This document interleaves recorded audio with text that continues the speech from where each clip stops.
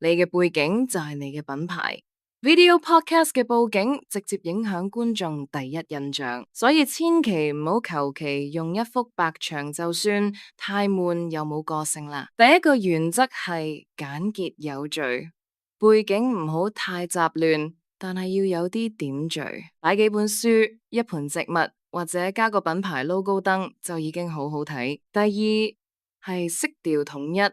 顏色太花會令到觀眾分心㗎，揀2到3隻主色調，同你嘅品牌形象一致就最完美。第三係深度感，記住唔好貼實幅牆坐啊，離開背景至少1米，加埋背光同大光圈鏡頭，空間感即刻出晒嚟。第四，要避免反光物，反光會造成光斑影響畫面，鏡面、光滑金屬或者玻璃相框呢啲全部都要盡量避免啊。第五，善用 LED 燈帶，放喺層架或者牆邊，增加氛圍感。佈景唔使花好多錢，花啲心思，佢就係你頻道嘅視覺身份。